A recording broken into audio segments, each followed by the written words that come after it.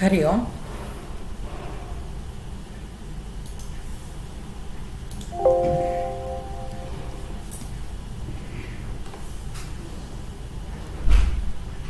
ಓಂ ಸಹನಾ ಭವತು ಸಹನೋ ಭುನಕ್ತು ಸಹ ವೀರ್ಯಂ ಕರವಾವಹೈ ತೇಜಸ್ವಿನಾವಧೀತಮಸ್ತು ಮಾ ವಿದ್ವಿಷಾವಹೈ. ಓಂ ಶಾಂತಿ ಶಾಂತಿ ಶಾಂತಿ. ಗುರು ಬ್ರಹ್ಮ ಗುರು ವಿಷ್ಣು ಗುರುದೇವೋ ಮಹೇಶ್ವರ ಗುರು ಸಾಕ್ಷಾತ್ ಪರಬ್ರಹ್ಮ ತಸ್ಮೈ ಶ್ರೀ ಗುರವೇ ನಮಃ. ತಸ್ಮೈ ಶ್ರೀ ಗುರವೇ ನಮಃ.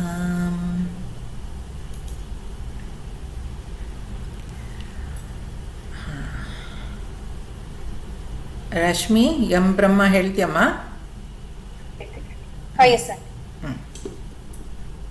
ಯಂ ಬ್ರಹ್ಮ ವರುಣೇಂದ್ರ ರುದ್ರ ಮರುತಃ ಸ್ತುನ್ವಂತಿ ದಿವ್ಯೈಸ್ತವೈಃ ವೇದೈಃ ಸಾಂಗಪದಕ್ರಮೋಪನಿಷದೈಃ ಗಾಯಂತಿ ಯಂ ಸಾಮಗಾ ಧ್ಯಾನಾವಸ್ಥಿತತದ್ಗತೇನ ಸಾ ಪಶ್ಯಂತಿ ಯಂ ಯೋಗಿನಃ ಯಸ್ಯಾಂತಂ ನ ವಿದುಃ ಸುರಾಸುರಗಣಾಃ ದೇವಾಯ ತಸ್ಮೈ ನಮಃ. ಹರಿ ಓಂ. ಎರಡನೇ ಅಧ್ಯಾಯದ 2 ಶ್ಲೋಕಗಳನ್ನು ವಿವರವಾಗಿ ನೋಡಬೇಕು ಅಂತ ಅಂದ್ಕೊಂಡಿದ್ವಿ. ಆ 2 ಶ್ಲೋಕಗಳು ಮತ್ತೆ ನೋಡೋಣ. ನಾನು ಪೂಜ್ಯ ಸ್ವಾಮಿ ಗಹನಾನಂದವರಲ್ಲಿ ರಿಕ್ವೆಸ್ಟ್ ಮಾಡ್ಕೊಂಡಿದ್ದೀನಿ. ಪ್ರತಿಯೊಂದು ಅಧ್ಯಾಯ ಆದಮೇಲೆ ನಾವೊಬ್ಬರು ಸ್ವಾಮೀಜಿನ ಕರೆಸಿ ಮಾತಾಡಿದ್ವಿ. ಶುರು ಆದಾಗ ಪೂಜ್ಯ ಸ್ವಾಮಿ ಕೃತಾತ್ಮಾನಂದರು ಬಂದಿದ್ದರು. ಮೊದಲನೇ ಅಧ್ಯಾಯ ಮುಗಿದಾಗ ಆದಿತ್ಯಾನಂದರು ಬಂದಿದ್ದರು. ಈಗ ಗಹನಾನಂದರನ್ನ ಕೇಳ್ಕೊಂಡಿದ್ದೀನಿ. ಅವರು ಇವತ್ತು ದತ್ತ ಜಯಂತಿ, ಸ್ವಲ್ಪ ಫ್ರೀ ಇಲ್ಲದೆ ಇರೋದ್ರಿಂದ ಮುಂದಿನ ವಾರ ಬರ್ತೀನಿ ಅಂತ ಹೇಳಿದ್ದಾರೆ. ಅಂದರೆ ಜಾಯ್ನ್ ಆಗ್ತಾರೆ ನಮ್ಮ ಕ್ಲಾಸ್ನ.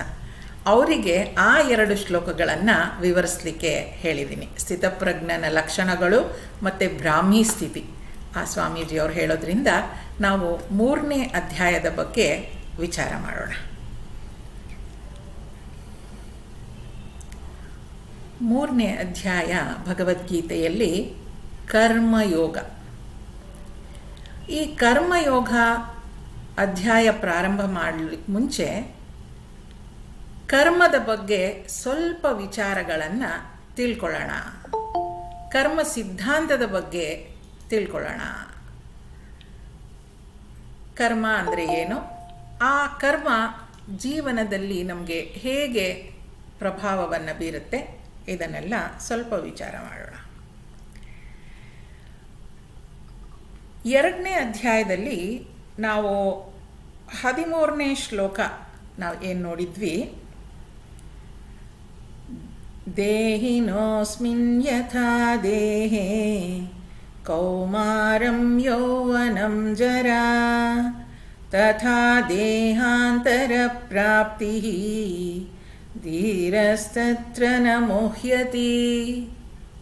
ಅಂದರೆ ಈ ದೇಹದಲ್ಲಿರುವ ಜೀವಾತ್ಮನು ಬಾಲ್ಯದಿಂದ ಯೌವನ ಮತ್ತು ಮುಪ್ಪಿಗೆ ಸಾಗುವಂತೆಯೇ ಅವನು ಮತ್ತೊಂದು ದೇಹಕ್ಕೆ ಹೋಗುತ್ತಾನೆ. ಧೀರನಾದವನು ಅದಕ್ಕೆ ಕೊರಗುವುದಿಲ್ಲ. ಹಾಗಂದರೆ ಭಗವದ್ಗೀತೆ ಪುನರ್ಜನ್ಮವನ್ನು ಒಪ್ಪುವಂಥದ್ದು. ಹಾಗಾದರೆ ಈಗ ಈ ಶರೀರದಿಂದ ಮತ್ತೊಂದು ಶರೀರಕ್ಕೆ ಹೋಗುವಂಥದ್ದು ಯಾವುದು? ಜೊತೆಗೆ ನಾವು ಆತ್ಮಬೋಧ ಕೂಡ ಓದ್ತಾ ಇರೋದ್ರಿಂದ ತಿಳ್ಕೊಳ್ಳೋದು ಎಲ್ರಿಗೂ ಸುಲಭ ಆಗತ್ತೆ. ಇದು ಸ್ಥೂಲ ಶರೀರ. ಸ್ಥೂಲ ಶರೀರ ಅಂದರೆ ನನಗೆ ಕಾಣುವಂಥದ್ದು, ಕೈ ಕಾಲು ಎಲ್ಲ ಏನು ಕಾಣಿಸ್ತಾ ಇದೆ, ಇದೆಲ್ಲ ಸ್ಥೂಲ ಶರೀರ. ಸೂಕ್ಷ್ಮ ಶರೀರ ಅಂತ ಹೇಳಿದ್ರೆ ಕರ್ಮೇಂದ್ರಿಯಗಳು, ಜ್ಞಾನೇಂದ್ರಿಯಗಳು, ಪಂಚಪ್ರಾಣ, ಮನಸ್ಸು ಮತ್ತು ಬುದ್ಧಿ, ಆ 17 ನಾವು ನೆನ್ಪಿಟ್ಕೊಂಡಿದ್ವಿ ಅಲ್ವಾ ಆತ್ಮಬೋಧದಲ್ಲಿ. ಅದು ಈಗ ಒಂದು ಪ್ರಾಣ ಹೋಗಿರುವಂಥ ಶರೀರ ಎದ್ದು ಓಡಾಡಲಿಕ್ಕಾಗಲ್ಲ. ಎದ್ದು ಓಡಾಡಲಿಕ್ಕಾಗಲ್ಲ ಅಂದರೆ ಅಲ್ಲಿ ಪ್ರಾಣ ಇಲ್ಲ, ಅದು ಏನನ್ನು ನೋಡಲಿಕ್ಕಾಗಲ್ಲ, ಕೇಳಿಸ್ಕೊಳ್ಳಿಕ್ಕಾಗಲ್ಲ ಅಂದರೆ ಅಲ್ಲಿ ಜ್ಞಾನೇಂದ್ರಿಯಗಳಿಲ್ಲ, ಕರ್ಮೇಂದ್ರಿಯಗಳಿಲ್ಲ, ಮನಸ್ಸಿಲ್ಲ, ಬುದ್ಧಿ ಇಲ್ಲ. ಇದಿಷ್ಟು ಕೂಡ ಸ್ಥೂಲ ಶರೀರವನ್ನು ಬಿಟ್ಟು ಮತ್ತೊಂದು ಶರೀರಕ್ಕೆ ಹೋಗುತ್ತೆ ಅಂತ ಹೇಳ್ತಾ ಇದ್ದಾರೆ. ಮತ್ತೊಂದು ಶರೀರಕ್ಕೆ ಹೋಗುತ್ತೆ ಅಂತ ಹೇಳುವಾಗ ಕಾರಣ ಬೇಕಲ್ವಾ, ಅದು ಏನಕ್ಕೆ ಹೋಗ್ತಾ ಇದೆ ಅಂತ. ಅಂದರೆ ಅಲ್ಲಿ ಪ್ರಾರಬ್ಧ ಕರ್ಮಗಳು ಇರುತ್ತೆ, ಆದ್ದರಿಂದ ಅದು ಇನ್ನೊಂದು ಜನ್ಮವನ್ನು ತಾಳತ್ತೆ. ಈ ಕರ್ಮ ಮತ್ತು ಕರ್ಮಫಲ ಏನಿದೆ ಅದು ಮುಂದಿನ ಜನ್ಮದಲ್ಲಿ ಅಂದರೆ ಏನಾದರೂ ಅದು ಹೋದ ಜನ್ಮದಲ್ಲೇ ನಮ್ಮ ಕರ್ಮ ಎಲ್ಲ ತೀರಿ ಹೋಗ್ಬಿಟ್ಟಿದ್ದಿದ್ರೆ ನಾವು ಇನ್ನೊಂದು ಜನ್ಮದಲ್ಲಿ ನಾವು ಹುಟ್ಟುತ್ತಾನೇ ಇರಲಿಲ್ಲ. ಹುಟ್ಟಿದ್ದೀವಿ ಅಂತ ಅಂದರೆ ಹಿಂದಿನ ಜನ್ಮದಲ್ಲಿ ನಮ್ಗೆ ಆತ್ಮಸಾಕ್ಷಾತ್ಕಾರ ಆಗಿಲ್ಲ ಅಂತ. ಆತ್ಮಸಾಕ್ಷಾತ್ಕಾರ ಆಗಿಲ್ಲ ಅಂದರೆ ಯಾವುದೋ ಒಂದಷ್ಟು ಕರ್ಮಗಳು, ಪ್ರಾರಬ್ಧ ಕರ್ಮಗಳು ನಮ್ಮನ್ನು ಈ ಜನ್ಮದಲ್ಲಿ ಹುಟ್ಟೋ ಹಾಗೆ ಮಾಡಿದೆ ಅಂತ. ಹೇಗಪ್ಪ ಅಂದರೆ ಹೋದ ಜನ್ಮದಲ್ಲಿ ಒಂದಷ್ಟು ಕರ್ಮಗಳನ್ನು ಮಾಡಿದ್ವಿ, ಅದರ ಫಲವನ್ನು ನಾವು ತಗೊಳ್ಳೋ ಅಷ್ಟರಲ್ಲಿ ನಮ್ಮದು ಸೂಕ್ಷ್ಮ ಶರೀರವನ್ನು ಬಿಟ್ಬಿಡುತ್ತೆ. ಹಾಗಾಗಿ ನಾವು ಇನ್ನೊಂದು ಜನ್ಮವನ್ನು ತಾಳಬೇಕಾಗತ್ತೆ. ಹಾಗೆ ಜನ್ಮವನ್ನು ತಾಳಿದ ಮೇಲೆ ಕರ್ಮ ಮಾಡ್ತಾ ಮಾಡ್ತಾ ಏನದು ನಾವು ಕರ್ಮವನ್ನು ಮಾಡ್ತೀವಿ. ಕರ್ಮ ಮಾಡಿದಾಗ ನಮಗೆ ಫಲ ಅನ್ನೋದು ಸಿಗುತ್ತೆ. ಆ ಫಲ ಅನ್ನೋದು ಹೇಗಿರುತ್ತೆ ಅಂತಂದರೆ ಒಂದು ದೃಷ್ಟ ಫಲ, ಇನ್ನೊಂದು ಅದೃಷ್ಟ ಫಲ ಅಂತ ಹೇಳ್ತಾರೆ.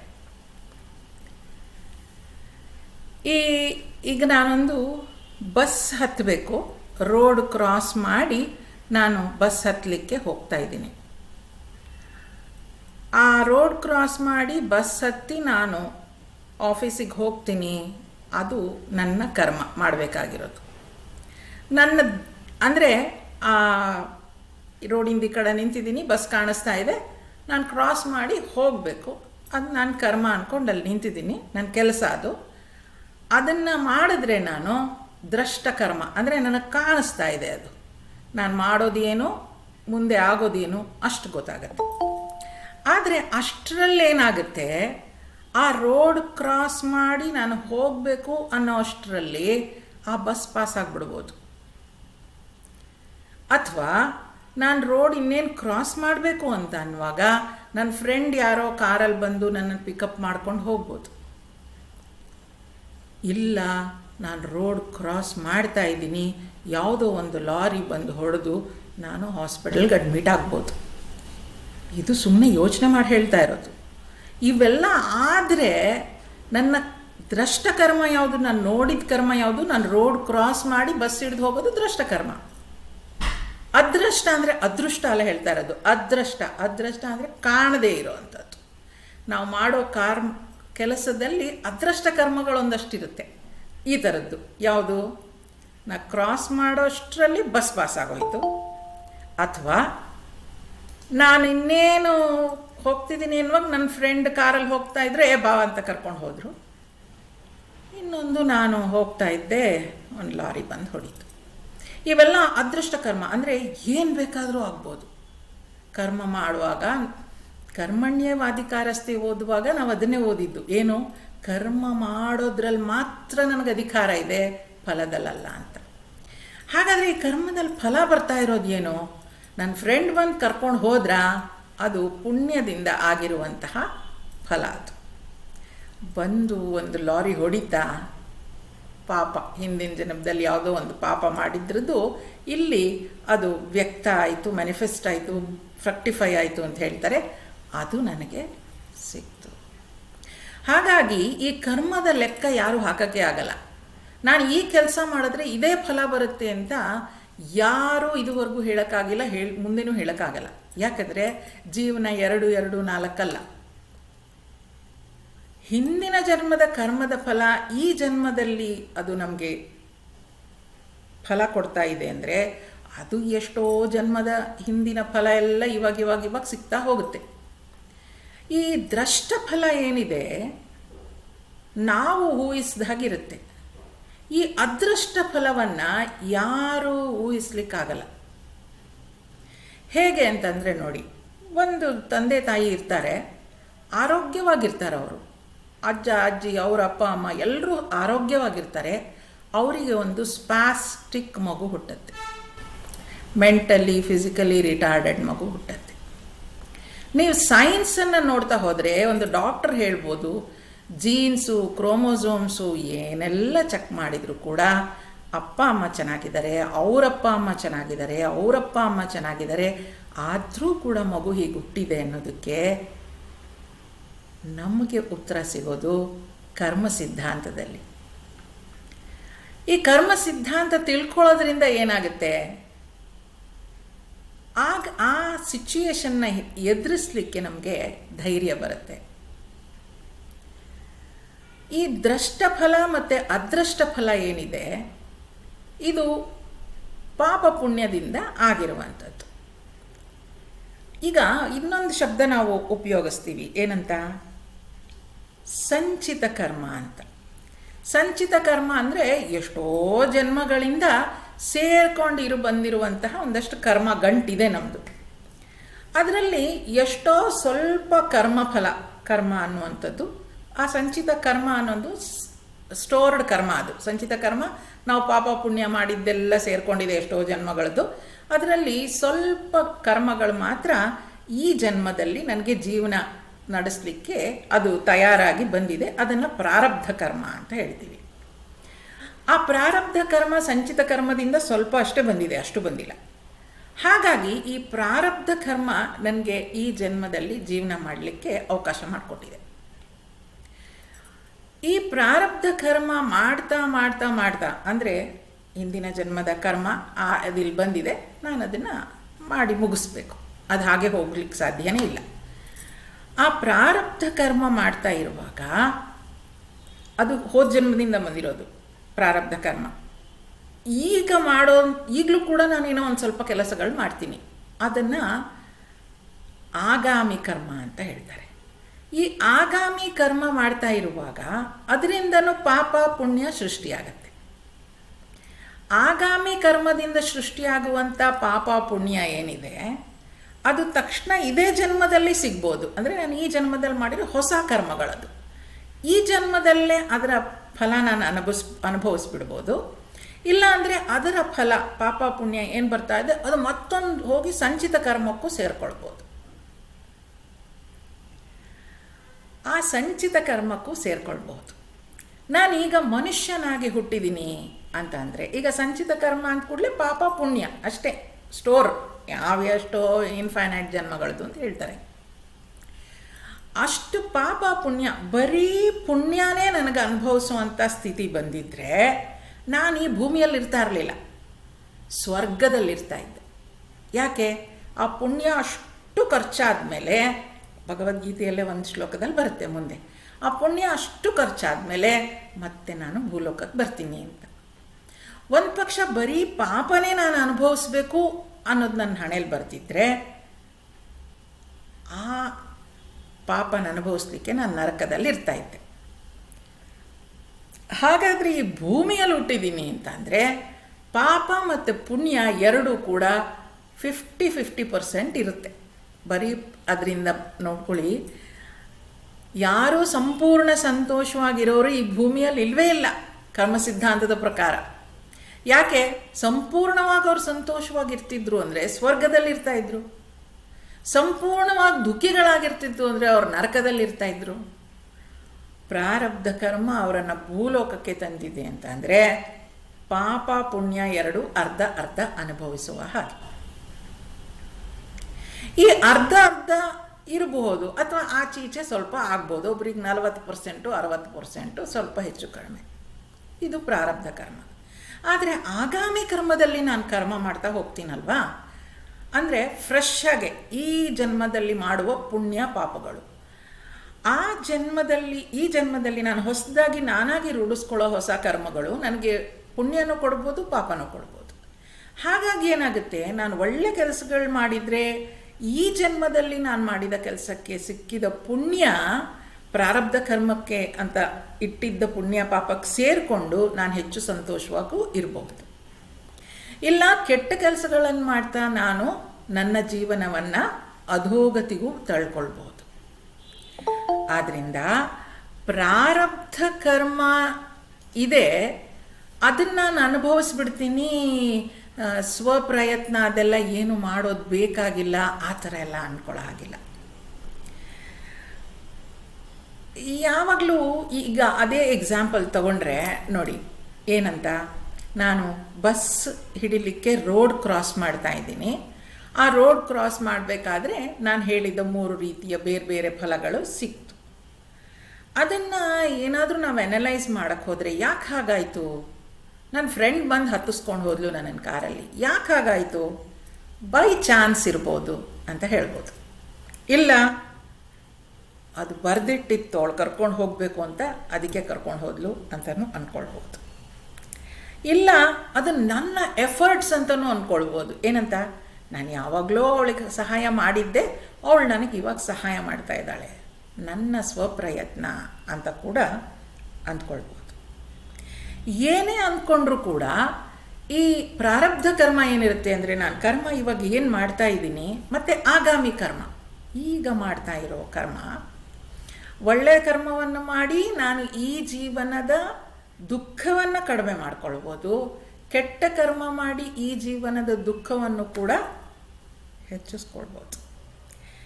ಇದು ಪುರುಷಾರ್ಥ ಮತ್ತು ಸ್ವಪ್ರಯತ್ನ. ಪುರುಷಾರ್ಥ ಅಂತಂದರೆ ಹಿಂದಿನ ಜನ್ಮದಿಂದ ಬಂದಿರುವಂಥದ್ದು, ಸ್ವಪ್ರಯತ್ನ ಅಂದರೆ ನನ್ನ ಎಫರ್ಟ್ಸ್. ಹಾಗಾದರೆ ಈ ನನ್ನ ಎಫರ್ಟ್ಸ್ಗೂ ಪ್ರಾರಬ್ಧ ಕರ್ಮಕ್ಕೂ, ಈಗ ಆ ತಂದೆ ತಾಯಿಗೆ ಒಂದು ಸ್ಪಾಸ್ಟಿಕ್ ಮಗು ಹುಟ್ಟಿತು ಅಂತಂದರೆ ಅದು ಪ್ರಾರಬ್ಧ ಕರ್ಮ. ಇಲ್ಲಿ ಪುರುಷಾರ್ಥ ಏನಾಗ್ಬೋದು? ತುಂಬ ಡಿಪ್ರೆಸ್ ಆಗ್ದಲೆ ಆ ಸಿಚುಯೇಷನ್ನ ಒಪ್ಕೊಂಡು ಆ ಮಗುವನ್ನು ತಮ್ಮ ಕರ್ತವ್ಯ ಅಂತ ನೋಡ್ಕೊಳ್ಳೋ ಮಟ್ಟಿಗೆ ಅವರು ಮನಸ್ಸನ್ನ ಸಮಾಧಾನವಾಗಿ ಇಟ್ಕೊಳ್ಬೋದು. ಆ ಸ್ವಪ್ರಯತ್ನ ಮಗು ಹುಟ್ಟದೇ ಇರೋ ಹಾಗೆ ಮಾಡಲಿಕ್ಕಾಗಲ್ಲ. ಈ ಆಗಾಮಿ ಕರ್ಮ ಅಂತ ನಾವು ಈಗ ಒಳ್ಳೆ ಕೆಲಸಗಳನ್ನ ಮಾಡಿ ಆ ದುಃಖವನ್ನು ಕಡಿಮೆ ಮಾಡ್ಕೊಳ್ಳೋ ಅಂಥ ಒಂದು ಕೆಲಸ ಕಾರ್ಯವನ್ನು ಮಾಡಿಕೊಳ್ಬಹುದು. ಈ ಕರ್ಮ ಮತ್ತು ಕರ್ಮಫಲ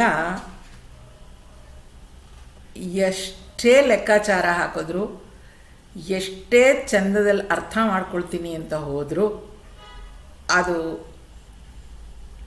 ಕ್ಯಾಲ್ಕುಲೇಟ್ ಮಾಡಿ ಇದು ಹೀಗಾದರೆ ಹೀಗೆ ಆಗುತ್ತೆ ಅಂತ ಹೇಳೋಕ್ಕೆ ಆಗಲ್ಲ. ನಾವು ಜೀವನದಲ್ಲೆಲ್ಲ ನೋಡಿದ್ದೀವಿ, ಒಂದು 100 ಥರ ಯೋಚಿಸಿರ್ತೀವಿ, 101ನೇ ಥರ ಆಗತ್ತೆ. ಇಲ್ಲಪ್ಪ ನಾವು ಬುದ್ಧಿವಂತರು, ಈ ಕರ್ಮ ಮಾಡಿ ನಾವು ಇದನ್ನೆಲ್ಲ ಹೇಗೆ ಆಗಬೇಕು ಅದನ್ನೆಲ್ಲ ನಾವು ಚೆನ್ನಾಗಿ ಲೆಕ್ಕ ಹಾಕಿರ್ತೀವಿ ಅಂದ್ಕೊಂಡು ಎಲ್ಲ ಥರದಲ್ಲೂ ತಯಾರಾಗಿರ್ತೀವಿ. ಅದು ಯಾವುದು ಆಗದಲ್ಲೇ ಮತ್ತೊಂದು ಥರ ಆಗುತ್ತೆ. ಅದಕ್ಕೆ ಭಗವಂತ ಕೃಷ್ಣ ಭಗವದ್ಗೀತೆಯಲ್ಲಿ ಹೇಳ್ತಾನೆ, ಈ ಕರ್ಮದ ಗತಿಯನ್ನು ಯಾರೂ ತಿಳಿಲಿಕ್ಕೆ ಸಾಧ್ಯ ಇಲ್ಲ ಅಂತ. ಈ ಕರ್ಮ ಅಂದರೆ ಏನು? ನಾನು ಮಾಡ್ತಾ ಇದ್ದೀನಿ, I plus action plus doership. ನಾನು ಮಾಡ್ತಾ ಇದ್ದೀನಿ ಅಂತ ಮಾಡಿದ್ದೆಲ್ಲ ಕರ್ಮ. ಅಂದರೆ ನಾನು ಅಂತ ಇಲ್ದಲೇ ಮಾಡೋ ಕರ್ಮಗಳೆಲ್ಲ ಅದು ಕರ್ಮ ಅಂತ ಆಗಲ್ಲ. ಈಗ ನೋಡಿ, ಗಾಳಿ ಬೀಸ್ತಾ ಇದೆ, ಕರ್ಮ ಅಲ್ಲ. ನಾನು ಕಣ್ರೆಪ್ಪೆ ಮುಚ್ಚಿ ತೆಗಿತಾ ಇದ್ದೀನಿ, ಕರ್ಮ ಅಲ್ಲ. ಹೃದಯ ಹೊಡ್ಕೊಳ್ತಾ ಇದೆ, ಕರ್ಮ ಅಲ್ಲ. ಕರ್ಮ ಅಂತ ಅನ್ನಿಸ್ಕೊಳ್ಬೇಕಾದ್ರೆ ನಾನು ಯಾರಿಗೋ ಏನೋ ಸಹಾಯ ಮಾಡ್ತೀನಿ, ಅದು ಕರ್ಮ. ನಾನು ಮನೆಯಲ್ಲಿ ಅಡುಗೆ ಮಾಡ್ತೀನಿ, ಅದು ಕರ್ಮ. ನಾನು ಮಾಡ್ತಾ ಇದ್ದೀನಿ ಅಂತ ಅಂದ್ಕೊಂಡು ಮಾಡ್ತೀನಲ್ಲ, ನಾನು ಮಾಡ್ತಾ ಇದ್ದೀನಿ ಅಥವಾ ನಾನು ಮಾಡ್ತಾ ಇರೋದು ಸ್ವಪ್ರಯತ್ನದಿಂದ, ಅದು ಕರ್ಮ ಅಂತ ಅನ್ನಿಸ್ಕೊಳುತ್ತೆ. ಈ ಕರ್ಮಗಳಿಗೆಲ್ಲ ಫಲ ಇದ್ದೇ ಇದೆ. ಒಳ್ಳೆ ಕರ್ಮಗಳಿಗೆ ಒಳ್ಳೆಯ ಫಲ ಸಿಗುತ್ತೆ, ಕೆಟ್ಟ ಕರ್ಮಗಳಿಗೆ ಕೆಟ್ಟ ಫಲ ಸಿಗುತ್ತೆ. ಆದ್ದರಿಂದಲೇ ನಮ್ಮಲ್ಲಿ ಈ ಪ್ರಶ್ನೆ ಏನಿದೆ ಅಂತಂದರೆ, ಯಾಕೆ ಯಾವಾಗಲೂ ಒಳ್ಳೆಯವ್ರಿಗೆ ಕೆಟ್ಟದ್ದಾಗತ್ತೆ? ಬಹಳಷ್ಟು ಸಲ ಈ ಯೋಚನೆ ಬಂದಿದೆ. ಯಾವಾಗಲೂ ಕೆಟ್ಟದ್ದನ್ನೇ ಮಾಡೋರಿಗೆ ಯಾಕೆ ಒಳ್ಳೆಯದೇ ಆಗ್ತಾ ಇದೆ? ಅಲ್ವಾ? ನಮಗೂ ಅನಿಸಿದೆ ಯಾಕೆ ಇಷ್ಟೊಂದು ಆರೋಗ್ಯವಾಗಿರೋರು, ಇಷ್ಟೊಂದು ಒಳ್ಳೆಯವರು, ಇವ್ರಿಗೆ ಯಾಕೆ ಕ್ಯಾನ್ಸರ್ ಬಂದಿದೆ? ಕರ್ಮದ ಗತಿ ಯಾರಿಗೂ ಗೊತ್ತಾಗೋದಿಲ್ಲ. ಯಾಕಂದರೆ ಈ ದೃಷ್ಟಫಲ ಏನಿದೆ ಅದು ನಮ್ಗೆ ಸ್ವಲ್ಪ ಮಟ್ಟಿಗೆ ಗೊತ್ತಾಗತ್ತೆ. ಈ ಅದೃಷ್ಟ ಫಲ ಅಂದರೆ ಕಾಣದೇ ಇರೋವಂಥ ಒಂದು ಫಲ ಏನಿದೆಯಲ್ಲ, ಅದನ್ನು ಯಾರು ಲೆಕ್ಕ ಹಾಕಲಿಕ್ಕೆ ಸಾಧ್ಯನೇ ಇಲ್ಲ. ಹಾಗೆ ಏನಾಗತ್ತೆ ಅನ್ನೋದು ನಾವು ಮಹಾಭಾರತದಲ್ಲಿ ಕೂಡ ಈ ಪಾತ್ರಗಳಲ್ಲಿ ನೋಡಿದ್ದೀವಿ ಅಲ್ವಾ? ಒಂದ್ಸಲ ಇಷ್ಟು ಧರ್ಮಿಷ್ಠನಾದ ಧರ್ಮರಾಯನಿಗೆ ಯಾಕೆ ಇಂಥ ಸ್ಥಿತಿ ಬಂತು ಅಲ್ವಾ? ಕಾಡಲ್ಲಿರ್ಬೇಕಾಯ್ತು ಅವನು. ದುರ್ಯೋಧನನಿಂದ ಅವಮಾನಕ್ಕೆ ಒಳಗಾಗಬೇಕಾಯಿತು. ಅಷ್ಟು ಧರ್ಮಿಷ್ಠನಾದ ಯುಧಿಷ್ಠಿರನಿಗೆ ಹೀಗಾಯ್ತಲ್ಲ ಯಾಕೆ? ಕರ್ಮದ ಗತಿ ಯಾರು ಹೇಳಲಿಕ್ಕೆ ಸಾಧ್ಯ ಇಲ್ಲ. ಆದ್ದರಿಂದ ಕರ್ಮವನ್ನು, ಒಳ್ಳೆ ಕರ್ಮವನ್ನೇ ಮಾಡ್ತಾ ಹೋಗಬೇಕು ಅನ್ನೋದು ಗುರು ಹಿರಿಯರು ನಮ್ಮ ಶಾಸ್ತ್ರಗಳಲ್ಲಿ ಹೇಳ್ತಾ ಬಂದಿರೋದು.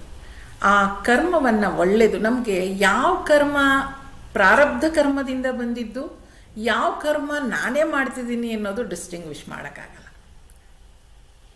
ಪೂರ್ವಜನ್ಮದಿಂದ ಮಾಡ್ತಾ ಇರೋ ಕರ್ಮ ಯಾವುದು ಅನ್ನೋದು, ಅಥವಾ ಈ ಜನ್ಮದಲ್ಲಿ ನಾನು ಹೊಸದಾಗಿ ಕರ್ಮ ಯಾವುದು ಮಾಡ್ತಾ ಇದ್ದೀನಿ ಅಂತ ಡಿಸ್ಟಿಂಗ್ವಿಷ್ ಮಾಡೋಕ್ಕೂ ಗೊತ್ತಾಗಲ್ಲ. ಆದ್ದರಿಂದ ಯಾವುದೇ ಕರ್ಮ ಮಾಡ್ತಾ ಇರಬೇಕಾದ್ರೂ ಕೂಡ ಅದನ್ನು ಒಳ್ಳೆಯ ರೀತಿಯಲ್ಲಿ ಮಾಡಿ ಆದಷ್ಟು ಪುಣ್ಯವನ್ನು ಸಂಪಾದಿಸ್ಕೊಳ್ಬೇಕು ಅನ್ನೋದು ಮೊದಲನೇ ಹೆಜ್ಜೆ. ಆಮೇಲೆ ಭಗವಂತ ಹೇಳಿರೋ ಹಾಗೆ ನೀನು ಕರ್ಮಫಲದ ಬಗ್ಗೆ ಯೋಚನೆ ಮಾಡೋಕ್ಕೆ ಹೋಗಬೇಡ ಅಂತ ಹೇಳೋದು ಅದಕ್ಕೇನೆ. ಯಾಕೆ? ಈ ಅದೃಷ್ಟ ಫಲ ನಮ್ಗೆ ಏನು ಕೊಡುತ್ತೆ ಅನ್ನೋದೇ ನಮ್ಗೆ ಗೊತ್ತಿಲ್ಲ. ಆದ್ದರಿಂದ ಕರ್ಮ ಮಾಡುವಲ್ಲಷ್ಟೇ ನಮಗೆ ಅಧಿಕಾರ ಇರೋದು ಅಂತ ಹೇಳ್ತಾರೆ. ಇದು ಸ್ವಲ್ಪ ಕರ್ಮ ಸಿದ್ಧಾಂತದ ಬಗ್ಗೆ ತಿಳ್ಕೊಳ್ಬೇಕು, ಹೇಳಬೇಕು ಅಂತ ಅನ್ನಿಸ್ತು. ಆದ್ದರಿಂದ ಇದೆಲ್ಲ ಹೇಳಿದೆ. ಕರ್ಮ, ಸಂಚಿತ ಕರ್ಮ, ಪ್ರಾರಬ್ಧ ಕರ್ಮ, ಆಗಾಮಿ ಕರ್ಮ, ಈ ಥರ ಕರ್ಮಗಳು ನಮ್ಮನ್ನು ಬಂಧಿಸಿ ಇಡುತ್ತೆ. ಆ ಕರ್ಮಗಳಿಂದ ನಾವು ಮುಕ್ತರಾಗಬೇಕು ಅಂತಂದರೆ ಅದೆಲ್ಲವೂ ಭಗವಂತನ ಇಚ್ಛೆಯಿಂದ ನಡೀತಾ ಇದೆ ಅಂತ ಅಂದ್ಕೊಂಡು ಮಾಡುವಾಗ ನಾನು ಈ ಕರ್ಮವನ್ನು ಮಾಡ್ತಾ ಇದ್ದೀನಿ ಅನ್ನೋದು ಬರೋದಿಲ್ಲ. ಹಾಗೆ ಆ ಕರ್ಮ ಮಾಡಿದಾಗ ಫಲದ ಬಗ್ಗೆ ಕೂಡ ನಮಗೆ ಯೋಚನೆ ಇರೋದಿಲ್ಲ. ಒಳ್ಳೆಯದು. ಇದು ಕರ್ಮ ಸಿದ್ಧಾಂತದ ಕೆಲವು ವಿಚಾರಗಳು ಗೊತ್ತಿರಲಿ ಅನ್ನೋ ಥರದಲ್ಲಿ ಹೇಳಿದೆ. ಈಗ ಕರ್ಮಯೋಗ. ಕರ್ಮ ಅಂತಂದರೆ ನಾವು ಮಾಡುವ ಕೆಲಸ, ಇದು ಸ್ಪಷ್ಟ ಆಗಬೇಕು. I + ಆ್ಯಕ್ಷನ್ = ಕರ್ಮ. ನಾನು ಅಂತ ಇಟ್ಕೊಂಡು ಮಾಡೋ ಕೆಲಸವೆಲ್ಲವೂ ಕರ್ಮ ಅಂತ ಆಗತ್ತೆ. ಈ ಕರ್ಮ ಅನ್ನೋದು ಕರ್ಮಯೋಗ ಆಗೋದು ಹೇಗಪ್ಪ ಅಂತಂದರೆ, ಈ ಕೆಲಸಗಳನ್ನು ಮಾಡ್ತಾ ಇರುವಾಗ ನಾನು ಮನಸ್ಸನ್ನು ಪ್ರಶಾಂತತೆಗೆ ತಂದುಕೊಳ್ಬೇಕು, ಅದು ಕರ್ಮಯೋಗ. ಭಕ್ತಿಯಿಂದ ನಾನು ಮನಸ್ಸನ್ನು ಪ್ರಶಾಂತತೆಗೆ ತಂದುಕೊಳ್ತೀನೋ ಅದು ಭಕ್ತಿಯೋಗ. ಎಲ್ಲದಕ್ಕಿಂತಲೂ ಮೊದಲು ಕರ್ಮಯೋಗ, ಆಮೇಲೆ ಉಪಾಸನಾ ಯೋಗ, ಆಮೇಲೆ ಧ್ಯಾನ ಯೋಗ, ನಂತರ ಜ್ಞಾನಯೋಗ, 4 ಯೋಗಗಳು ಅಂತ ಹೇಳ್ತಾರೆ. ಈ ಕರ್ಮಯೋಗ ಮಾಡೋದ್ರಿಂದ ಮನಸ್ಸು ಪ್ರಶಾಂತ ಆಗುತ್ತೆ. ಉಪಾಸನಾ ಯೋಗ ಅಂದರೆ ಜಪ, ಪೂಜೆ, ತಪ ಇದೆಲ್ಲ ಮಾಡೋದ್ರಿಂದ, ಜಪ ಮಾಡೋದ್ರಿಂದ, ನಾಮಸ್ಮರಣೆ ಮಾಡೋದ್ರಿಂದ ಮನಸ್ಸು ಏಕಾಗ್ರ ಆಗುತ್ತೆ. ಮೊದಲು ಮನಸ್ಸು ಪ್ರಶಾಂತ ಆಗಬೇಕು, ಆಮೇಲೆ ಮನಸ್ಸು ಏಕಾಗ್ರ ಆಗಬೇಕು. ಧ್ಯಾನ ಮಾಡೋದ್ರಿಂದ ಮನಸ್ಸು ಚುರುಕಾಗತ್ತೆ. ಆ ಚುರುಕಾದ ಮನಸ್ಸು ಇದ್ದಾಗ ಜ್ಞಾನ ತಾನಿಂದ ತಾನೇ, ಜ್ಞಾನ ಆದಷ್ಟು ಬೇಗ ಪಡಿಲಿಕ್ಕೆ ಅದು ಮನಸ್ಸು ತಯಾರಾಗುತ್ತೆ. ಹೇಗೆ ಅಂತಂದರೆ, ಈಗ ಒಂದು ಕಡೆ ನೀರಿತ್ತು ಅಂತಂದರೆ ಅದು ತುಂಬ ಚಲ್ಲಾಪಿಲ್ಲಿಯಾಗಿ ಎಲ್ಲೆಲ್ಲೋ ಹಿಂಗೆ ಆಡ್ತಾ ಇದೆ ಅಂತಂದರೆ ಅದರಲ್ಲಿ ಏನೂ ಕಾಣಿಸೋದೇ ಇಲ್ಲ. ಆದ್ದರಿಂದ ಕರ್ಮಯೋಗ ಅದನ್ನು ಪ್ರಶಾಂತ ಮಾಡುತ್ತೆ. ಪ್ರಶಾಂತ ಆಗಿರುವಂತಹ ನೀರು ಒಂದೇ ದಿಕ್ಕಿನಲ್ಲಿ ಹರಿಯೋ ಹಾಗೆ ಎಲ್ಲಿ ತರಂಗಗಳಿಲ್ದಲೇ ಹರಿಯೋ ಹಾಗೆ ಮಾಡೋಕ್ಕಾಗೋದು ಉಪಾಸನಾ ಯೋಗ. ಅದು ಒಂದು ಸ್ಟ್ರೀಮ್ ಲೈನ್ ಮಾಡಿಕೊಡುತ್ತೆ. ಆ ಸ್ಟ್ರೀಮ್ ಲೈನ್ ತುಂಬ ಚಂದದಲ್ಲಿ ತರಂಗಗಳಿಲ್ಲದೆ ಹರಿಯೋ ಹಾಗೆ ಮಾಡೋದು ಧ್ಯಾನ ಯೋಗ. ಆ ಧ್ಯಾನ ಯೋಗ ಆ ರೀತಿಯಲ್ಲಿ ಪ್ರಶಾಂತವಾಗಿರುವ ನೀರು, ಅಲೆಗಳಿಲ್ಲದಲೇ ಆ ಮನಸ್ಸು ಹೋಗ್ತಾ ಇರುವಾಗ ಜ್ಞಾನವನ್ನು ಚಂದದಲ್ಲಿ ಅಬ್ಸಾರ್ಬ್ ಮಾಡಿಕೊಳ್ಳಿಕ್ಕೆ ಸಾಧ್ಯ ಆಗುತ್ತೆ. ಹಾಗಾಗಿ ಈ ಕರ್ಮ ಯೋಗ ಅಂತ ಮಾಡುವಾಗ ನಾವು ಮಾಡುವ ಕರ್ಮ ಎಲ್ಲವೂ ಮನಸ್ಸಿನ ಪ್ರಶಾಂತತೆಗೆ ಮಾಡಬೇಕು. ಈಗ ಏನೇ ಕೆಲಸ ಮಾಡಲಿ, ನಾವು ಆಫೀಸಲ್ಲಿ ಮಾಡಲಿ, ಮನೆಯಲ್ಲಿ ಮಾಡಲಿ, ಎಲ್ಲೇ ಕೆಲಸ ಮಾಡಲಿ, ಮಾಡಿಬಿಡ್ಬೇಕಂತ ಕೆಲಸದ ಕಡೆಗೆ ಹೆಚ್ಚಿನ ಗಮನ ಕೊಟ್ಟು ಮನಸ್ಸಿನ ಮೇಲೆ ಗಮನ ಕೊಟ್ಟೇ ಇರೋಲ್ಲ. ಅದು ಯೋಗ ಅಂತ ಆಗಬೇಕಾದ್ರೆ ನಾನು ಏನೇ ಕೆಲಸ ಮಾಡ್ತಾಯಿದ್ರು ಕೂಡ ನನ್ನ ಮನಸ್ಸು ಪ್ರಶಾಂತವಾಗಿರಬೇಕು. ಅದಕ್ಕೆ ಕರ್ಮಯೋಗ ಅಂತ ಹೇಳ್ತಾರೆ.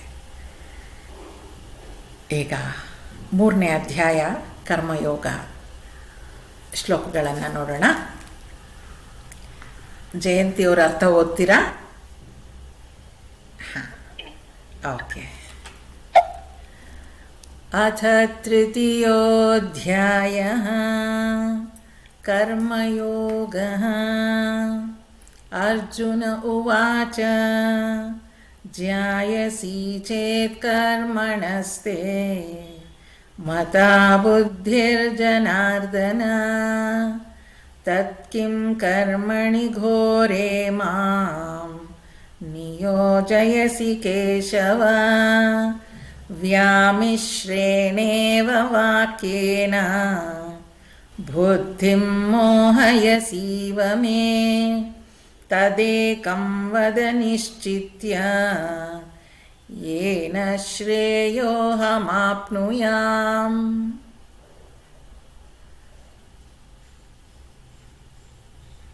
ನಾನು ಹೇಳುತ್ತಾನೆ, ಜನಾರ್ದನನೇ, ಜ್ಞಾನವು ಕರ್ಮಕ್ಕಿಂತ ಉತ್ತಮವಾದುದು ಎಂದು ನಿನ್ನ ಅಭಿಪ್ರಾಯವಾದರೆ, ಕೇಶವನೇ, ಈ ಘೋರ ಕರ್ಮಕ್ಕೆ ನನ್ನನ್ನು ಏಕೆ ನಿಯೋಜಿಸುತ್ತಿದ್ದೀಯೇ? ಎರಡನೇದು ಓದ್ಲಾ? ನನ್ನನ್ನು ನೀನು ಗೊಂದಲಕ್ಕೊಳಪಡಿಸುವ ಹಾಗೆ ಕಾಣುತ್ತದೆ. ನನಗೆ ಯಾವ ಮಾರ್ಗವು ಶ್ರೇಯಸ್ಕರವೋ ಆ ಒಂದನ್ನು ನಿಶ್ಚಯವಾಗಿ ಹೇಳು. ಹಿಂದಿನ ಅಧ್ಯಾಯದಲ್ಲಿ ಬ್ರಾಹ್ಮಿ ಸ್ಥಿತಿ ಎಲ್ಲ ಹೇಳ್ಬಿಟ್ಟು ಭಗವಂತ ಅರ್ಜುನನಿಗೆ ಯುದ್ಧ ಮಾಡು ಅಂತ ಬೇರೆ ಹೇಳ್ತಾ ಇದ್ದಾನೆ. ಅರ್ಜುನ ನ್ಯಾಚುರಲ್ ಆಗಿ ಕೇಳ್ತಿದ್ದಾನೆ, ಕನ್ಫ್ಯೂಸ್ ಆಗೋಗ್ಬಿಟ್ಟಿದೆ. ನೀನು ಹಿಂದಿನ ಅಧ್ಯಾಯದಲ್ಲಿ 2ನೇ ಸಾಂಖ್ಯಯೋಗದಲ್ಲೆಲ್ಲ ಹೇಳಿದ್ದಾನೆ ಏನಂತ, ಜ್ಞಾನನೇ ಕರ್ಮಕ್ಕಿಂತ ಉತ್ತಮ ಅಂತ ಹೇಳಿಬಿಟ್ಟಿದ್ಯಾ. ಉತ್ತಮವಾದ ಜ್ಞಾನ ಪಡೆಯೋದು ಬಿಟ್ಟು ನಾನು ಯುದ್ಧವನ್ನು ಯಾಕೆ ಮಾಡಲಿ? ನೀನು ಗೊಂದಲಕ್ಕೆ ನನ್ನನ್ನು ಈಡು ಮಾಡಿದ್ಯಾ. ನನಗೆ ಯಾವ ಮಾರ್ಗ ಒಳ್ಳೆಯದು ಅದನ್ನು ಹೇಳು. ಇಷ್ಟೊತ್ತು ಜ್ಞಾನ ಒಳ್ಳೆಯದು, ಅದನ್ನು ತಿಳ್ಕೊಳ್ಬೇಕು, ಬ್ರಾಹ್ಮಿ ಸ್ಥಿತಿ, ಸ್ಥಿತಪ್ರಜ್ಞನ ಲಕ್ಷಣಗಳು ಅಂತೆಲ್ಲ ಹೇಳಿ ಆದಮೇಲೆ ಈ ಕೂರ್ಮೋಂಗ ಆಮೆ ಎಲ್ಲಿ ಕಷ್ಟ ಬರುತ್ತೋ ಅಲ್ಲೆಲ್ಲ ತನ್ನ ಅವಯವಗಳನ್ನ ಒಳಗೆ ಹೇಳ್ಕೊಂಡು ಬಿಡುತ್ತೆ. ಇಷ್ಟೆಲ್ಲ ಕತೆ ಹೇಳಿ ಈಗ ಯುದ್ಧ ಮಾಡು ಅಂತ ಹೇಳ್ತಿದ್ದಾನೆ ಅವನು. ಅರ್ಜುನ ಅದಕ್ಕೆ ಕೇಳ್ತಿದ್ದಾನೆ, ನೋಡು ನೀನು ನನಗಂತೂ ಕನ್ಫ್ಯೂಸ್ ಮಾಡಿಟ್ಬಿಟ್ಟಿದೀಯಾ, ನೀನೇ ಹೇಳು ಭಗವಂತ ಕೃಷ್ಣ, ನಾನು ಏನು ಮಾಡಬೇಕು ಅಂತ ನೀನೇ ಹೇಳು. ಕರ್ಮ ಹೆಚ್ಚೋ ಜ್ಞಾನ ಹೆಚ್ಚೋ? ನಾನು ಕರ್ಮ ಮಾರ್ಗವನ್ನು ಹಿಡಿಬೇಕೋ ಜ್ಞಾನ ಮಾರ್ಗವನ್ನು ಹಿಡಿಬೇಕೋ? ನೀನೇ ಹೇಳು. ಎಷ್ಟೋ ಜನಕ್ಕಾಗಲೇ ಈ ಅಧ್ಯಾಯ 2ನೇ ಅಧ್ಯಾಯ ಕೇಳಿದ ಮೇಲೆ ಅನಿಸಿರ್ಬೋದು ಜ್ಞಾನವನ್ನು ತಿಳ್ಕೊಳ್ಳೋದೇ ಒಳ್ಳೆಯದು ಅಂತ. ಕೆಲವ್ರ ಪ್ರಶ್ನೆನೂ ಬಂದಿದೆ, ಹಾಗಂತ ಮನೆ ಕೆಲಸ ಎಲ್ಲ ಬಿಟ್ಬಿಟ್ಟು ಬರೀ ಓದ್ತಾ ಕೂತ್ಕೊಳ್ಳೋಕ್ಕಾಗತ್ತಾ ಅಂತ ಕೂಡ. ಭಗವಂತ ಅದಕ್ಕೆ ಉತ್ತರ ಕೊಡ್ತಾನೆ. ಶ್ರೀ ಭಗವಾನುವಾಚ ಲೋಕೇಸ್ಮಿನ್ ದ್ವಿವಿಧಾ ನಿಷ್ಠಾ ಪುರಾ ಪ್ರೋಕ್ತಾ ಮಯಾ ನಘ ಜ್ಞಾನಯೋಗೇನ ಸಾಂಖ್ಯಾನಾಂ ಕರ್ಮಯೋಗೇನ ಯೋಗಿನಾಂ. ಶ್ರೀ ಭಗವಂತನೇ ಹೇಳುತ್ತಾನೆ, ಎಲೈ ಪಾಪರಹಿತನೇ, ಹಿಂದೆ ನಿನ್ನಿಂದಲೇ ಹೇಳಲ್ಪಟ್ಟ 2 ಮಾರ್ಗಗಳು ಲೋಕದಲ್ಲಿವೆ. ಸಾಂಖ್ಯರಿಗೆ ಜ್ಞಾನ ಮಾರ್ಗ ಮತ್ತು ಯೋಗಿಗಳಿಗೆ ಕರ್ಮ ಮಾರ್ಗ. ಭಗವಂತ ಹೇಳ್ತಾ ಇದ್ದಾನೆ, ಹಿಂದೆ ನಾನು ಆಗಲೇ ಹೇಳಿದ್ದೀನಿ, ಸಾಂಖ್ಯರಿಗೆ ಜ್ಞಾನ ಮಾರ್ಗ ಅಂದರೆ ಜ್ಞಾನಿಗಳಿಗೆ ಜ್ಞಾನ ಮಾರ್ಗ ಮತ್ತು ಯೋಗಿಗಳಿಗೆ ಕರ್ಮ ಮಾರ್ಗ. ಯಾರ ಮನಸ್ಸು, ನಾನು ಹೇಳಿದೆ ಅಲ್ವಾ, ಒಂದು ಕರ್ಮಯೋಗ ಮಾಡಿ, ಉಪಾಸನಾ ಯೋಗ ಮಾಡಿ, ಧ್ಯಾನ ಯೋಗ ಮಾಡಿ, ಯಾರು ಮನಸ್ಸನ್ನು ಪ್ರಶಾಂತವಾಗಿಟ್ಕೊಂಡಿದ್ದಾರೋ, ಯಾರ ಮನಸ್ಸು ನಿರ್ಮಲವಾಗಿದೆಯೋ ಅವರು ಜ್ಞಾನವನ್ನು ತಗೊಳ್ಳಿಕ್ಕೆ ರೆಡಿ ಇರ್ತಾರೆ. ಯಾರ ಮನಸ್ಸು ಇನ್ನೂ ಪ್ರಶಾಂತ ಆಗಿಲ್ವೋ, ಚಂಚಲವಾಗಿದೆಯೋ, ಅವರು ಕರ್ಮವನ್ನು ಮಾಡಿ ಮನಸ್ಸನ್ನು ಪ್ರಶಾಂತ ಮಾಡಿಕೊಳ್ಬೇಕು. ಅದಕ್ಕೆ ಭಗವಂತ ಕೃಷ್ಣ ಇಲ್ಲಿ ಏನು ಹೇಳ್ತಿದ್ದಾನೆ, ಸಾಂಖ್ಯರಿಗೆ ಜ್ಞಾನ ಮಾರ್ಗ, ಯಾರು ಆಗಲೇ ರೆಡಿ ಆಗಿಬಿಟ್ಟಿದ್ದಾರೆ ಜ್ಞಾನವನ್ನು ಪಡಿಲಿಕ್ಕೆ, ಅಂದರೆ ಅವರು ಮನಸ್ಸು ಪ್ರಶಾಂತವಾಗಿದೆ, ಅವರು ಉಪಾಸನಾ ಮಾರ್ಗದಲ್ಲಿ ಇದ್ಕೊಂಡು ಮನಸ್ಸನ್ನು ಏಕಾಗ್ರಗೊಳಿಸಿದ್ದಾರೆ, ಅವರಿಗೆ ಜ್ಞಾನ ತಕ್ಷಣ ತಗೊಳ್ಳಿಕ್ಕೆ ಸಾಧ್ಯ ಆಗತ್ತೆ. ಯಾರಿನ್ನೂ ಆ ಸ್ಥಿತಿಗೆ ಹೋಗಿಲ್ವೋ, ಅಂದರೆ ಇದು ಯಾವುದು ಶ್ರೇಷ್ಠ ಅಂತ ಇಲ್ಲಿ ಭಗವಂತ ಸ್ಪಷ್ಟ ಮಾಡಿ ಹೇಳ್ತಾ ಇಲ್ಲ. ಜ್ಞಾನನೇ ಶ್ರೇಷ್ಠ, ಕರ್ಮನ ಶ್ರೇಷ್ಠ ಅಂತ ಹೇಳ್ತಿಲ್ಲ. ಅದು 2 ಸ್ಟೆಪ್ಸ್ ಇದ್ದ ಹಾಗೆ. ಮೊದಲು ಕರ್ಮವನ್ನು ಮಾಡು.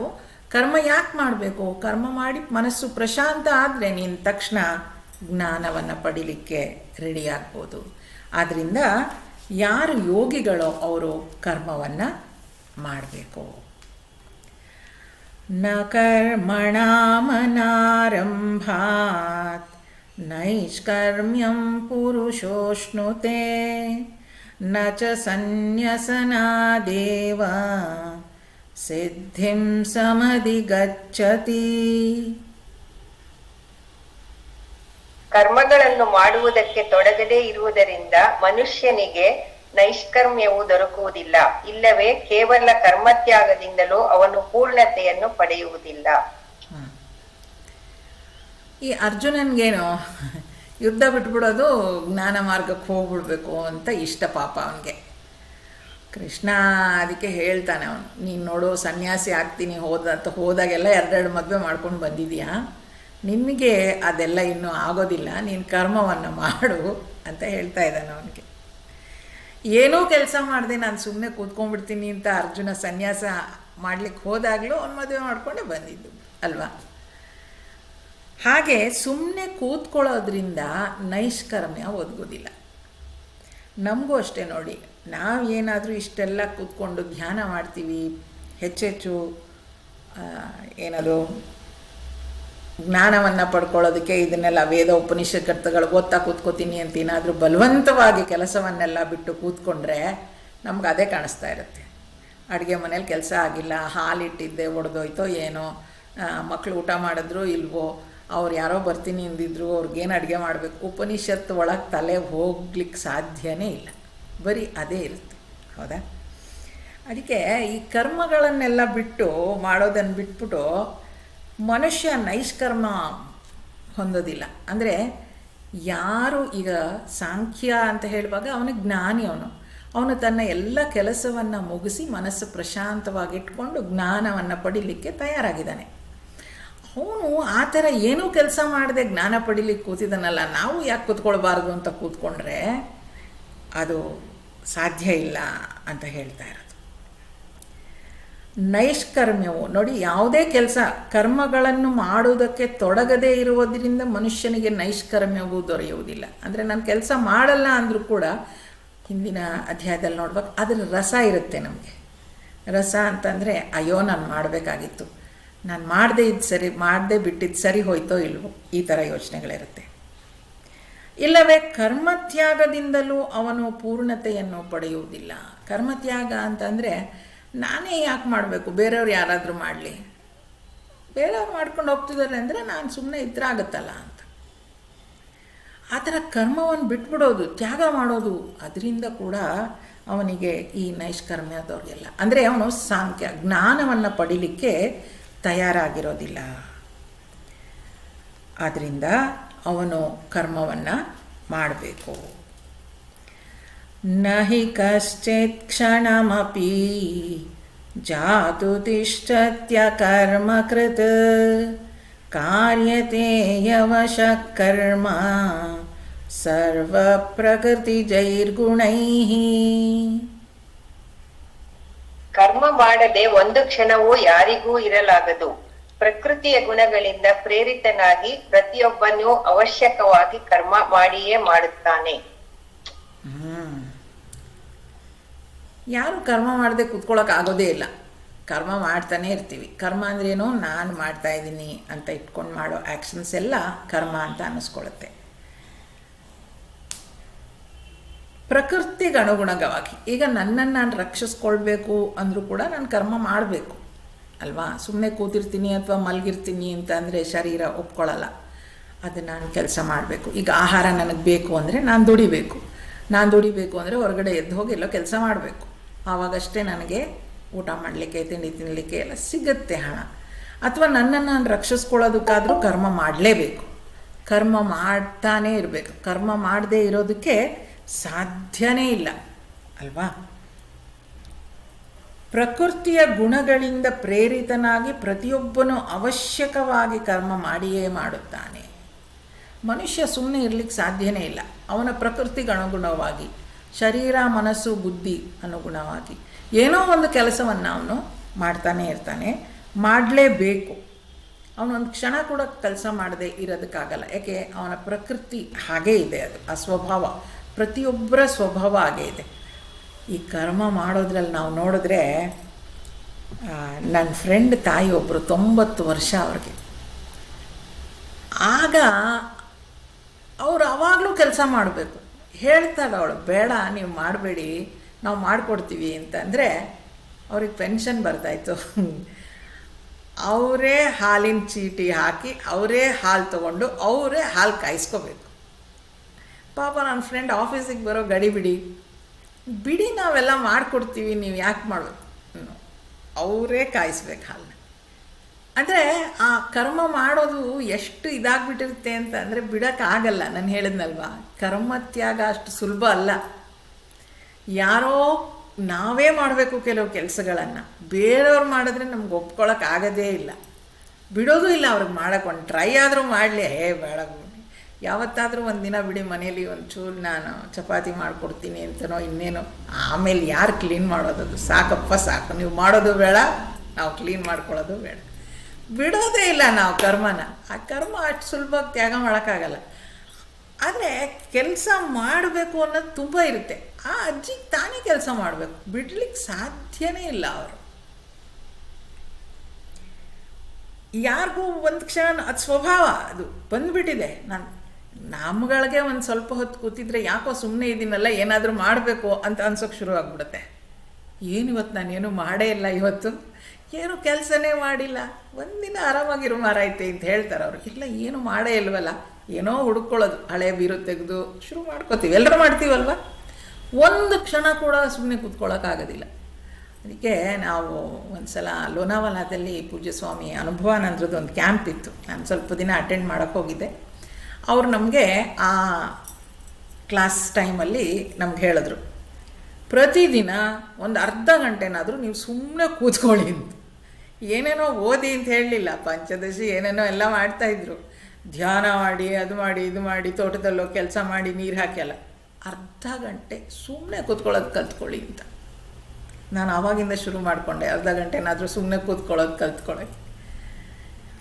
ಆ ಸ್ವಭಾವ ಎಷ್ಟಾಗ್ಬಿಟ್ಟಿದೆ ನಮಗೆ ಅಂತಂದರೆ, ಕರ್ಮ ಮಾಡಿದೆ ಒಂದು ಕ್ಷಣನೂ ಇರೋಕ್ಕಾಗಲ್ಲ. ಒಂದು ಕ್ಷಣ ಇರೋಕ್ಕಾಗಲ್ಲ ಅಂದರೆ ಎದ್ದು ಕೆಲಸ ಮಾಡಬೇಕು ಅಂತ ಏನಿಲ್ಲ.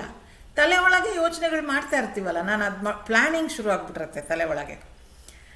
ಏನು ಮಾಡಬೇಕು, ಏನು ಮಾಡಬಾರ್ದು, ಅವ್ರೇನು ಮಾಡ್ತಿದ್ದಾರೆ, ಇವರೇನು ಮಾಡ್ತಿದ್ದಾರೆ, ಎಲ್ಲ ಥರ ಪ್ಲ್ಯಾನಿಂಗು ಶುರು ಆಗಿಬಿಟ್ಟಿರುತ್ತೆ. ಕರ್ಮ ಮಾಡದೆ ಒಂದು ಕ್ಷಣವೂ ಯಾರಿಗೂ ಇರಲಾಗದು. ಪ್ರಕೃತಿಯ ಗುಣಗಳಿಂದ ಪ್ರೇರಿತನಾಗಿ ಪ್ರತಿಯೊಬ್ಬನೂ ಅವಶ್ಯಕವಾಗಿ ಕರ್ಮ ಮಾಡಿಯೇ ಮಾಡುತ್ತಾನೆ. ಏನಾದರೂ ಒಂದು ಕೆಲಸ ಅವನು ಮಾಡ್ತಾನೇ ಇರ್ತಾನೆ.